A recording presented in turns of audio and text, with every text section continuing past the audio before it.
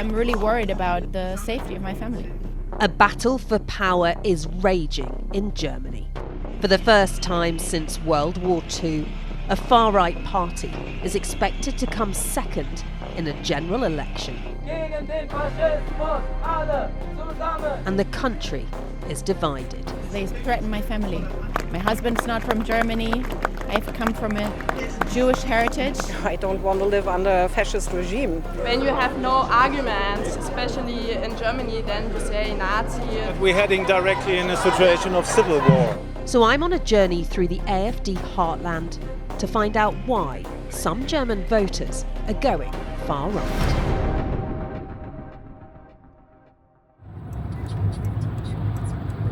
It's a pretty chilly February morning and we're in the car heading out of Berlin towards the state of Saxony. It's in the east, and the reason we're going there is that the Alternative for Germany, or AfD party, is holding a rally. So basically the plan is head down there, have a chat to some of the people in the crowd and find out what's attracting them to the party. So as we make our journey, let's run through the four main parties vying for power. In the lead at the moment, the party of former Chancellor Angela Merkel, the Christian Democrats or CDU and their CSU allies, led by this man, Friedrich Merz. There's the Social Democrats or SPD and the current Chancellor Olaf Scholz, the Greens with Robert Habeck, but polling second is the AfD, a party its leader calls conservative, but is dogged by allegations of racism, Islamophobia and right-wing extremism, which it denies. Its Chancellor candidate is former banker Alice Weidel. She lives in Switzerland with her wife and kids and has been endorsed by Elon Musk. I very much hope that the AfD does well and that Alice Weidel does become Chancellor. I think that would be very good for Germany. Weidel's right-hand man, Tino Krapala, is due to be holding the rally we're heading to. But when we arrive, his opponents are ready and waiting. Anti-AfD protesters have surrounded the building where they'll meet. Many signs accuse the party of being Nazis or fascists. The AfD in Saxony has been officially designated as a far-right extremist group. But they're still the most popular party here, which terrifies some. I don't want to live in a fascist regime. The AfD, though, would say that they're not fascist, they're the future for Germany. They have no solutions. And they just say when there's not more migration, when there's less migration, then everything will be fine. Say it loud, say it clear. Refugees are welcome here. So while it's not a big crowd here, it is actually quite tense. And we've seen just now the police have arrested some of the people from the anti-AfD side. They've been holding them by the fence there. They just let them go to a huge round of applause. But it shows you that even in AfD strongholds like Saxony, that there's a real tension and a real concern from people who are really worried about the future of Germany and the support for this party.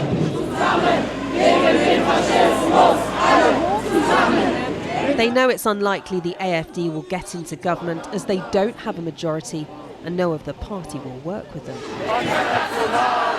But for some, the fact a far-right party's polling second is mind-blowing. You speak to an AfD supporter, they'll say, I'm not a fascist, I'm not a racist, but we've taken too many migrants, for example, the country doesn't work for me. Yeah. What's your response to them? I think they're just talking because if we look at this country, it's not my Syrian refugees whose fault it is that my wages are short or that, that it's crime. It's not refugees. To put all the fault on migrants, that's just wrong. We have to... There's propaganda. Suddenly, a man trying to get to the AfD rally interrupts. If you want to compare something, then you can compare the 20s. It's immediately clear how divided voters are, especially around migration. I agree with the deportation thing because we have definitely too much foreigners and there's too much violence. I'm worried about that we're heading directly in a situation of civil war. You think it's that bad? Yeah, but society is so divided into two parties. I would say that, and there's so much hate and so much violence. I never see a situation like this before. With that warning, as the police keep the two sides apart, we make our way into the hall where the AFD meeting's being held. Upstairs, a crowd is enthusiastically listening to co-leader Tino Kruppala. Burly security guards keep an eye out for trouble, but the audience is mainly adoring. However, afterwards it seems some want to keep their AFD support hidden. Peter only agrees to speak to us if we don't show his face. You are being persecuted by such people like Antifa outside, and they are not really Democrats because they are not accepting different opinions. Germany has become very unsafe. I am thinking about leaving the country.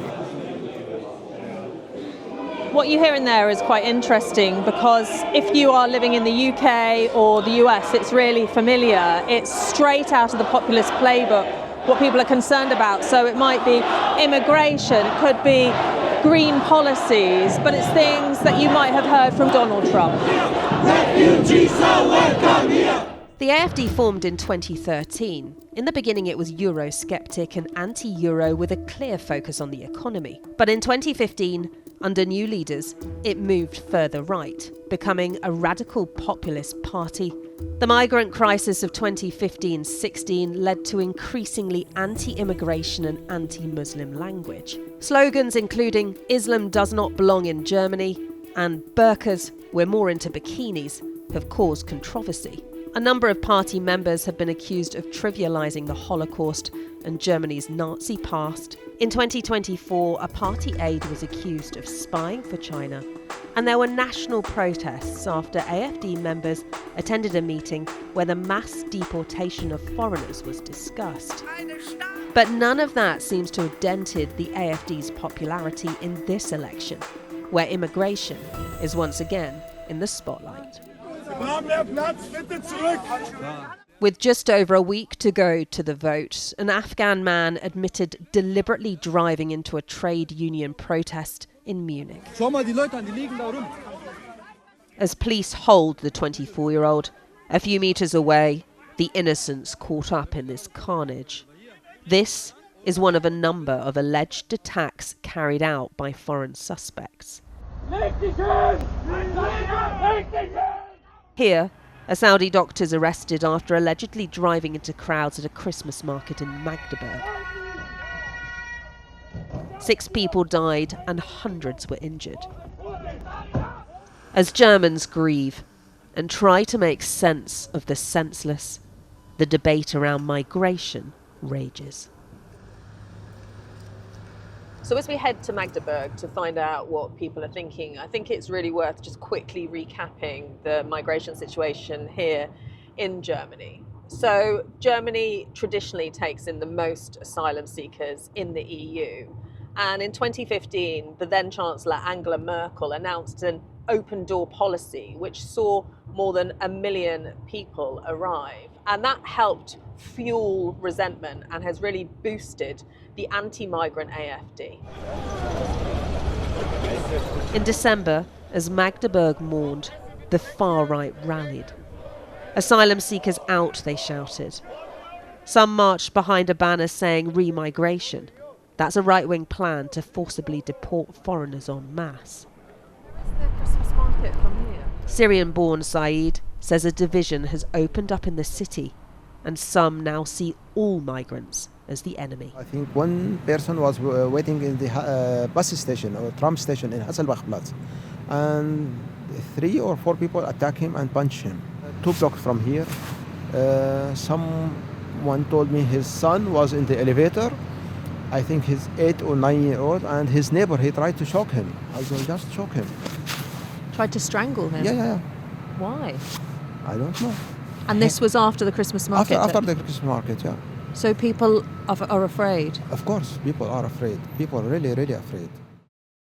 The AFD also held their own rally here after the Christmas market attack, mobilising mourners behind their anti-migrant, anti-Muslim message. Satish could hear the crowd from his restaurant, and on some points he agrees. So Germany is well aware that you have to integrate, you have to bring skills. Yeah, immigrants should not be threat to your country. There you have to draw. This is Germans in Frankfurt cheering as Syrians arrive in 2015. So this is some of 1 million people who came in under Merkel's open door policy. I have seen that. I mean, I don't say it's a mistake, but it was ignorance. They were ignorant about how the people will respond. You know nothing about them, and you accept them just like accepting or thinking or projecting that they will be like us. So this is something I will say this was something not very well judged at that time. Satish isn't alone in his concerns. Around 60% of Germans now think the country should take fewer refugees. And last year, the government introduced checks on the border. The CDU wants to make those permanent and also is looking at the possibility of stopping some asylum seekers from entering the country. But like them or loathe them, like many populist parties, the AfD is really effective at converting concerns into support. They feed off worries over the economy, the cost of living, climate controls and migration. But for others, the AfD inspires dread, not hope. Hundreds of thousands have demonstrated against the far right in the run-up to this election. The AfD leader says her party isn't far right, it's conservative. But I've come here to Thüringen, which is a heartland of the AfD, because tonight one of the most radical members of the party is giving a speech. How do you feel, Mr. Hooker? This is Björn Hooker, a poster boy for the far right. He's the anti-immigration, Russia-friendly, Eurosceptic leader Germany first. Who helped the AfD win its first state election since World War II. A man who once called Berlin's Holocaust Memorial a monument of shame, has twice been found guilty of using a Nazi slogan, but is still adored by supporters. Some people say that the AfD and Björn Hooker are a danger to democracy, that your party's fascist or racist. What do you say? When you have no arguments, especially in Germany, then you say Nazi, so that you have not true argument. So you think the AfD is the future for Germany? Yeah. 1 in 3 people in Thüringen supports the AfD. And as excitement builds for tonight's main event, the party's merchandise is proving popular. So I just wanted to show you this table because it's a bit of a who's who of American and German populism. So we've got here Elon Musk's biography. At the back here, Iron Man, Donald Trump. Then another Donald Trump here. And then here we have Björn Hooker, who is the man of the moment tonight. And then, of course, here, the Chancellor candidate for the AfD with Elon Musk. With every seat in the hall full, it's time to start. For the next 2 hours, Hooker and the local candidates lay out their vision for Germany. Migration, Trump, Musk and Russia all get name-checked. This man, who once stood on the fringes of a fringe party, is now central to what's likely to be the far right's most successful general election since World War II. We asked before if we could have a question with Björn Hooker, and his press people said he'd decide on the night. So we're going to try and get one. Herr Hooker? Herr Hooker? Herr Hooker? Ein Anfrage von Sky News?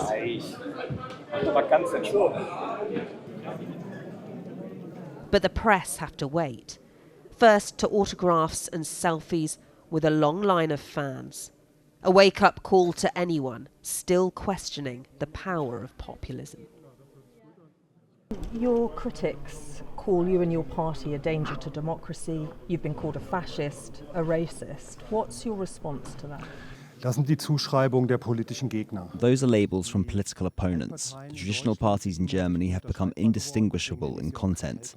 That's why I call them cartel parties. They've merged into a cartel. Now a competitor is emerging, a competitor who challenges their power.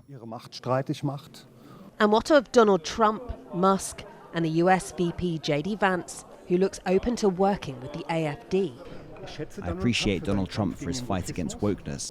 Now we have a government in America that shares the same values as the AfD.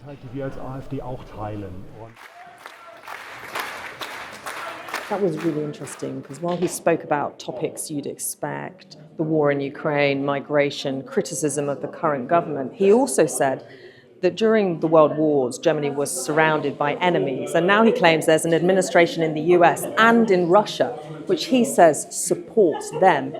He really believes this is the AfD's time. Keeping an eye on the party's rise is regional spy chief Stephen Kramer. His office has classified Thüringen AfD as right-wing extremists. The extreme right has managed to get into how we call it the hard chamber of democracy, and therefore going basically after the roots of our democracy and our liberal society. The AfD and their local leader deny they're extreme or a threat. But Stephen believes the consequences of this vote could be monumental. I'm very worried. I'm not saying we're the Weimar Republic in 1933, because for various different reasons. But it's the last moment, basically, from my point of view, to change the direction. It's that stark. If the brakes don't go on soon, Germany's going in the wrong direction. That's how I see it. There's no doubt Germany is divided. But on one point, many agree. This election is a pivotal moment in German history. Will the AfD gain power this time? That's highly unlikely. But if the next government fails to respond to the needs of the people, then the far right could seize victory in 2029.